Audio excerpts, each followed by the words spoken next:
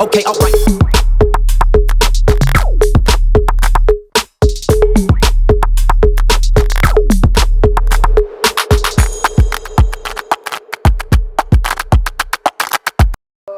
Okay, this is so interesting. I have never done a video podcast before. This is the first time. So usually I would kind of like make it look like it's a surprise, but clearly you can't see that. You can see my guest. So my guest is Aunty Nimu. She's 22 years old. She's a solicitor from England and Wales, from EW. Oh yeah, that's England and Wales. I thought it was a company. So I was like, do you want me to say the company? I can't see the company of the now, company. because What? Yeah. Okay. Fair enough. Ignore that. So, and her purpose is to bring money back to Africa, which is so amazing. We need people like that. She also wants to create a safe legal space for women to work, and she is into guilt-free health, sustainable fitness and wellness, and skincare. Yeah, guys, you can clearly see her skin is good. So welcome to the podcast, Anita. Thank you. How are you? How have you been? I'm okay. I'm feeling really, really good. Yeah. Happy to be home. Yeah, it's good to see you. Good to see It's you too. really, we were in Birmingham together. So, Yeah. Yeah. Tell us a bit about yourself. Where do I start? Tell me which part do I start with? You can quickly take us through your childhood till now. Oh, that's long. Okay. Okay. So I'm 22 years old. Yeah. So I would do the math. And what do I say about my childhood? I had a pretty normal, basic childhood. Yeah. I have two sisters. Yeah. One that came 12 years when I was 12 years old. Yeah. She came a long, long time after everyone was already in the house. Yeah. And then my best friends. They're very cool people. Yeah. I love them. Yeah. School-wise, primary school was great. Primary school was fun. I wasn't very academic in primary school. It was mostly about acting. I used to love to act. Really? Big passion. What? Huge passion. But obviously, with African parents, it's not really a thing where I can just say when I'm 13, I want to be an actress. How sweet. Yeah. So, I wanted to be an actress, but then now that died down when I went to high school. So now when I started getting serious with being told, okay, law is the way, figure out how you're going to make law work. Your dad's a lawyer. And my dad's a lawyer.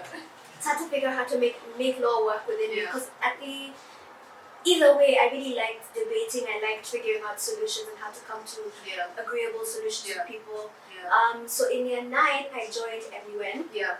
I did MUN for a really long time, did the whole ambassador thing, writing resolutions, figuring out, that was a major thing for me, because then I figured out how to write for people to understand what I'm trying to say, and also to be persuasive, persuasive writing in terms of the resolutions and everything. Moving on, I did my A-levels.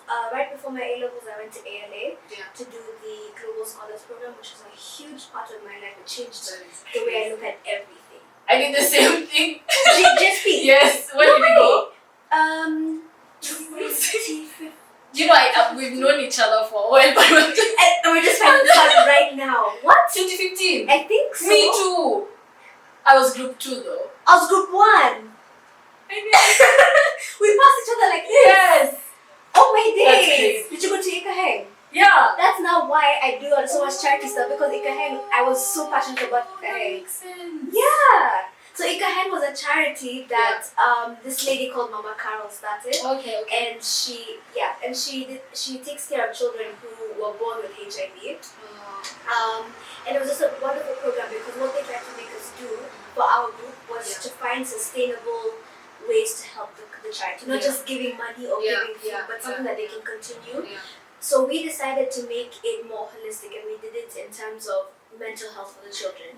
So we taught them how to journal and how to express their thoughts, maybe not to someone else, because sometimes kids are not too comfortable doing that. So we tried to teach them how to journal and how to express their thoughts in that way. And then you know how in LA, how you had those things where you share your stories? Exactly. So we tried to teach them that as well, and try to share with people that you're comfortable with. So that's now where I got into caring about, especially young girls who are not in very privileged situations and in very vulnerable situations. So that's what I'm working on now, just making sure that certain girls have the opportunity to flourish and also are kept safe. And people know how to keep them safe. After my A levels, I decided to go to University of Birmingham to do my LLB. I graduated last September. Great. Then immediately after, I decided to do the LPC, which is a training course for solicitors to become solicitors. And I just finished my exams about a month and a half ago, so I'm now waiting to see what happens after that. Hopefully I'll be working in London in January, and hopefully. You've achieved a lot, and you know how. Okay, let's talk about life in the UK, because I get asked this question a lot, like how, because there are many people out there who want to go study abroad, and UK, of course, every parent thinks that is the best country to take my kids. So what are your thoughts on studying in the UK? The UK is not the only place you can go study. That's it. It's not That's not the only place. If you want to leave Kenya, fine. But just know it's not the only place you can go. As we thought it was the only place. Because especially because when you finish high school, even your school tells you go to the UK. Exactly. Look for UK uni, and it's not the only place. And also, if you're not a person who's very academic, the UK is definitely not your place because grades is everything. They're not very all-rounded. So if you're looking for an all-rounded place, maybe South African unis, Canadian unis, American unis, great places.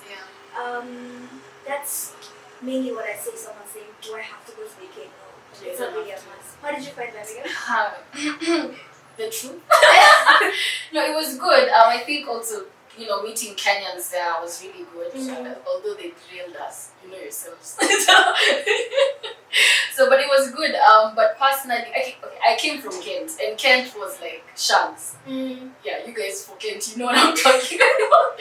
So when I went to Birmingham, I was like, oh my gosh, this is so great. First semester, I love it and everything. But then as I started, like UK is so dull.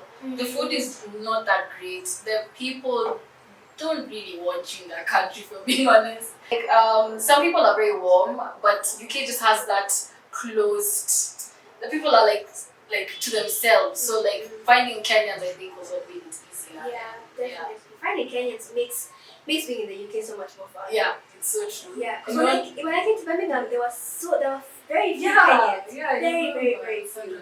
Yeah, I didn't even know you guys were there until second year. What? Yeah, and then all of a sudden now Birmingham is like the hub for Kenyans. Birmingham is Nairobi. It's Nairobi, and I'm not trying to because you find Nairobi here, you go and you find Nairobi right where you are. I know. So, in terms of do you regret going to study in the UK? No, not at all. Not at all. I think there's some valuable things that it teaches you. It also exposes you to the world. Yes. It's for some people it makes them a bit more hard, but also it makes you know how to interact with different kinds of people, not just people in your area, not just Kenyans and Nairobians and non-Kenyans who are in Kenya. It makes you understand that everyone's culture is so different. Understand and adapt, and just be thoughtful because not everyone is going on the same journey as you. Yeah, it's true. I think the UK as a whole, I like it. I didn't mind it, but because I got to travel a lot, especially my first year. I would just take a train and go to see a friend on the weekend. So I got to see a lot of the UK. Yeah, it's true. Birmingham. I like how I was like, It's not a bad place. It's just not where I choose again. I wouldn't choose Birmingham again just because it's not the cleanest, not the safest. Unless you're not in the suburbs. Because now that's where my first uni was. My first uni was suburban, so it was very safe. I could walk at any hour of the night and I knew I'd be okay. But now when you start moving into the city, it's when you're now a bit more restricted with time. I moved to the city. It's the ghetto. It's the ghetto. It's the ghetto. Someone got stabbed in my uni campus. Yeah, campus, literally, like by the car park. I was like, nah, yes, campus. Someone got stabbed. Like, wow. Birmingham is rough. And you also have to be careful where you go.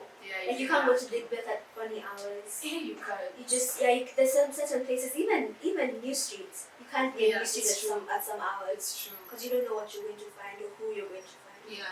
So you advocate for going to London. So tell us. I don't advocate for going to London. No. London is only fun when you have money. When you're broke, London can be the worst place in the world. I know. But it's a beautiful place. And the thing is, there's so I know. Everyone is just living their life. I know. Someone is on the subway, good. And metro. on the underground, yeah. No, I'm sounding You actually subway sometimes. This is as well. subway as well. Yeah. But London is a wonderful place. It's just that you need to be organized and you need to budget. You just need to know how to budget really well to be able to enjoy your London experience. Yeah. I'm moving to London because I was only in London for about the duration of quarantine, so I was there the whole time. Yeah. I loved it, but I was mainly in the house, so I wasn't really spending that much money anyway. Yeah. Moving, I think I'll tell you how London is when I move permanently. But all the best, man. Thank We're you. gonna have fun and I'm gonna visit because I have Please do. We have to go do some trips. We should. So now, also speaking of trips, you and I started Bonasa. Okay, so I need to nice. Okay, we started something called Bonasafari, and it was basically like a travel company, and I just thought of that, and I'm like, yeah, we need to get back on that. We do, especially now because we could be traveling a bit more. Yeah. I think it's a place that we do need to start. Yeah. We should get back on that. Seriously. Yeah, I know that. But you know, of course, you had uni, and also and you had uni as well. and Yeah. work. Yeah. So if the main reason actually I wanted to get Anita on the show is to talk about consistency, because on my podcast I like bringing people who are like how you're getting there and you've done such an amazing job. Like I remember you created your second account last year, and where you are now is amazing because even before you created the second account you was always consistent on social media, and you bring you're rewarding, the rewards are coming through, So just tell us a bit about it and how you got into that, because I feel like that's self-discipline. So Yeah. I created the page when I was in my second year. Yeah. Just for fun. Really. Yeah. At first, I had a pretty big page beforehand. Yeah. And then it got hacked. Remember? Yeah. It was by Remo Murillo. It wasn't. I remember. Because Aunty Nimu just came when I met these guys. Yeah. Remember? Because how Nanya used to call me Aunty Nimu. Yeah. So I just started Aunty Nimu because my page got hacked, and I was like, you know what? It's fine. Instagram don't want to give me my page back, so it's okay. Let me let it go and let me just start Aunty Nimu. Yeah. But at that time, I was so super obsessed with gym and healthy eating, and not in the healthy way, in the obsessive way. Yeah. So I started it, because just to talk about how to eat healthy, what to cook that's healthy, especially on a student budget. So if you're going to say how to split your shopping between Sainsbury's and Aldi to make sure you get a healthy and low budget meal. Just cute small things like that. Yeah. And then in the midst of it, I got into now wellness and skincare. Yeah. If I don't plan ahead, I'll get lost. Yeah. So I have one of those apps. I think it's called Preview, where you have you set out your posts for as long as you want. So I think I have my posts organized for about a month or two, and then I just let them post by themselves. Because if I don't do that, then I won't be consistent. And if I have a contract with a brand and they ask me to post on a certain day and I have a pre-planned it, then I'm going to breach the contract if I don't post on that day. I understand. Yeah. So it's just planning ahead. Planning ahead saves me with everything. Yeah, and also, I mean, balancing between law and being a content creator, how is that? Because law is really demanding. Yeah, law came first at all times. If I had an exam, it came first. If I had an assignment, it came first. Because social media, whilst it's now becoming work right now, now I'm earning a bit from social media. Before it was just something that was a hobby. Something that I could just have a creative outlet, because law is really restrictive, and it's very, especially LLB was very restrictive. It's a lot of theoretical stuff, it's a lot of practice, so it was hard for me to have a creative outlet in law, so I had to find something else to just release. So in terms of making sure that let's say if I study on the weekdays, on the weekends maybe I'd go take pictures with my friends and then post them on Sunday, or do the scheduled posts. But law always came first, and my work will always come first before my social media. But now, because it's also kind of work, I have to find a balance.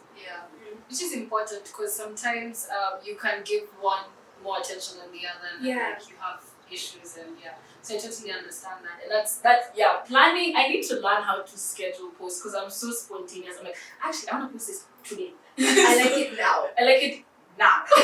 Yeah, that's what I would think, because then you kind of struggle. So, what advice do you have for people out there who want to, especially like partner with brands? And I had this conversation in my other podcast. And so, how can people put themselves out there and not be ashamed of, if they have a low following and stuff like that? Like, what advice do you have? Just keep doing what you're doing. Yeah. Because what I've realized, I've only started working with brands in the past month. Yeah. Beforehand, I was just posting for fun, and I'm still posting for fun. It's just that now people are recognizing what I'm posting. Yeah. So the conversations that I'm having with project managers is, your name came up in one of our meetings and we'd like to work. That's it. Just do what you do. Don't post for the brand. Yeah. Post for yourself. And then the brands will come to you. Yeah. Or what I did in the UK is, because my following is very centered in Kenya, and I want to grow to have a UK base as well. Yeah. But what I did in the UK, I'd reach out to brands myself, but I'd also make sure that their aesthetic meets my aesthetic. Yeah. So that I'm not really clashing and just making it look like a random post. So I'd reach out to a brand and say, hey, I really like your aesthetic, I like certain things about the brand. You flatter them. You have what's it called? A compliment sandwich. Yeah. You flatter them, you tell them what you want in the middle of the sandwich, then you close with another compliment. Yeah. Say that I'd like to work together and I believe that we can do certain things with each other that would bring you business and that would bring me some growth. So the main thing that I didn't want to start a YouTube channel. That was one thing that I was just very sure about. I don't know why, it was just in my chest. You better start. I will. Yeah. The thing is, okay, I'll talk about the YouTube issues in a minute. Yeah, so with Instagram, I wanted to make sure that I had that. I was having, that people had a place to reference my content. So if I post something, let's say it's about healthy eating or weight gain, I put maybe a small caption, because people are really reading long captions on Instagram. Then I wanted them to be able to see, if they're interested in a post on Instagram and they want more information, they have somewhere to reference, which is the website, which is now where I put the long recipes, I put this everything that's step by step, I put detailed information,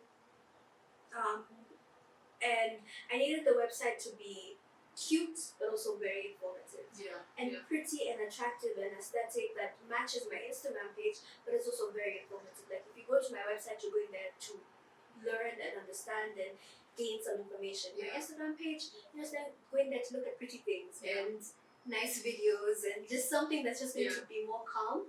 But if you want more information, that's where the website is. That's actually very smart, and I like what you said. People don't really read captions on Instagram, and I was just like, here's an Aunty Nimu. Use your book.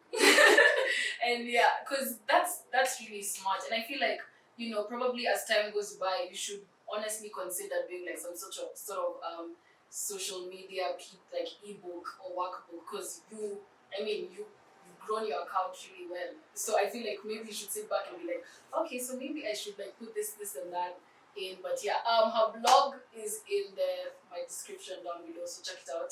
And also her social media links, of course. And also to talk about health and wellness and skincare. Did it start from a place of, where did it start from, basically? I gained freshman 15 in first year. So I gained freshman 15 in first year. I was excited. I found these brand new cute places to eat. I wanted to eat everything, and not in a bad way, because freshman 15 isn't a bad thing at all. It's just that I didn't feel comfortable in my body when I was in that size, and just generally I was eating a lot and only playing hockey. I wasn't going to the gym, I wasn't running, and I needed to alter the way that I was told about food, because I had that, a lot of people have this mentality when it comes to weight, that if you eat this, you're going to gain weight. If you eat that, you're going to lose weight. This isn't true, and it doesn't make sense. Because you can't eat a salad and lose 5 kgs. Nor can you eat a burger or cookies and gain 5 kgs. So that's the mentality that I'm going to change. So I had to make sure that I had to figure out a way where I was regularly eating foods that needed to nourish my body. So I call it on my blog, food for the body, and then there's food for the soul. Food for the body is the typical, the thing that you like eating, everything that's that's good for you, the things that you're told will nourish you, are healthy for you. And food for the soul is the chocolate cake that you want. And the red wine you want to drink. Exactly, and the red wine that you want to drink, and all the just things that things that just make you happy just cause. Yeah. Because not everything in this life is about eating what you have to eat. Sometimes you can eat for just enjoyment. Yeah. Or you can drink something just to enjoy it. As long as it's not damaging your body in a very deep way. Say, if, like, I'm not going to tell you to smoke cigarettes because it's enjoyable. No, that's not what I'm talking about. I'm talking about how eat your brown rice, your whole grains, everything that's good for you during the week or on a regular basis. Then if you go for coffee and you decide to have cookies and coffee, it's fine. And you don't feel bad about yourself because you know that you're going to eat consistently anyway. Yeah. I feel like people also needed to hear that because there's so many people, especially our age, who are very conscious about their weight and their appearance, and even me too, like growing up. It's so easy, especially in high school, that pressure of, and now being slim, thick, and That's the obsession. That's the obsession. And, Aunty Nimu keeps talking about it on her Instagram, on her blog, so check it out. And also how, I like also about skincare, like how you kind of post how having acne is fine, having skin problems is fine. And also how did you get into skincare? Is it the same process as your health and wellness? Not necessarily. I've always had very acne-prone skin since I was a teenager. Yeah. A lot of cystic acne, especially on my cheeks. But simply because in the high school time, I just didn't know how to take care of it. Yeah. I was doing the most. I tried coconut oil. I put toothpaste on pimples. I put baking soda on pimples. Okay. I cleansed. I haven't cleansed anything yet. I've used St. Ives scrubs. I've done the most bizarre things to my skin just out of lack of knowledge. So basically, it's just managing it and having a steady routine and a good routine. But I also realized the time when my skin was at clearest. I mean, glowing-ish, glowing, clear. It was unhealthiest. My skin was dehydrated. Not my second year. My skin was very, very clear. I was dehydrated. I was over exfoliating. I didn't use SPF once. Anita, you're not using SPF. I don't believe That's the thing. this. I don't believe That's the thing. When I keep telling people clear skin doesn't mean healthy skin. My skin was so dehydrated even though I had that glow. It was actually my skin was just overproducing oil. And now I've learned that now it wasn't a glow, it was just overproduction of oil. Because it was very dehydrated and I didn't use SPF. And I would heavily rely on winter to not wear SPF. I know. Yeah. And UK is always cold. And UK is always cold. Yeah. So then now I had to figure out, okay, what are the basics in skincare and how do I make this work? Not just using I used to use a very expensive package they just used to create the package for me. Like I didn't really need to think, I didn't need to do any research. But then I realized a lot of brands hide a lot of their information. And especially brands that don't put ingredient lists, shady. Brands that don't disclose how their products are made, also I find that quite shady. Unethical brands, very, very shady. So I found out I just needed to learn how to what things are good to put on my skin, and also not just buy products just like that. Do my research first and then make a purchase. Now, guys, I fell into that trap many times of just buying things for the sake of it. Especially you're like, oh my gosh, it's this brand, it's expensive, I'm sure it works on your skin. It's a lie. It's a lie. But I can see how passionate you are about this. And I remember back, I think, was it in second day, you told me you wanted to do health and you wanted to become a health and life coach, I believe, or like you wanted to get into coaching where you could coach people on literally what you just talked about. Is it something that you're still interested in? Yes, I'm entering the field of consultancy now, which is why unfortunately I can't it's fine. consulting. It's fine. We'll find out. You'll find out. I can't disclose it now. Well, that's really nice. Yeah, Congratulations. thank you. That's so good. So we'll see how that goes. Hey, you need to. I hope I want it will work. It will work. Amen. No, I mean like you already gave that information for free to people. That's the thing. And so you can imagine what the lengths you can go to. You need to do it. So when I was doing Dilemma Wednesdays, I realized someone would give me a dilemma of their skin, and then I take hours and hours and hours of research trying to figure out what exactly to do for your skin. Bless you. It was fun in that time, but then it also got very demanding and it felt like a chore. So then I realized this is a lot of free time and a lot of free advice that I'm giving. Yeah. So now let me hone my skills to figure out how to charge for the consultancy and the advice that I'm providing, because I realized that people will actually pay for it, because everyone wants to know. Everyone wants to know what to do with their skin. Yeah. Everyone wants to know, and people are very desperate, and being desperate leads to getting bad skincare and skin advice. I'm telling you. Yeah. Yeah, and you know the skincare industry is worth very trillions of dollars. So trust me, like Yeah. people are willing to spend. But that's really nice, and I like how also you turned your passion into something that will get you money. That's really important, and also. Yeah, and that's really amazing. And it's really nice having you on the podcast. It's fun being here. Okay. I'm so proud of you for this podcast. Oh, thank you. So I've known you wanted to start many avenues of income and just of creative outlet, and I'm so proud of you for doing this podcast. Well done, sis. Well done. I know it will flourish. It's something that's clearly going to flourish. I can see. Also having the video as well in the podcast. You're actually my first video podcast, podcast guest. So, You're going to do so well. I can see you going so far. Thank you.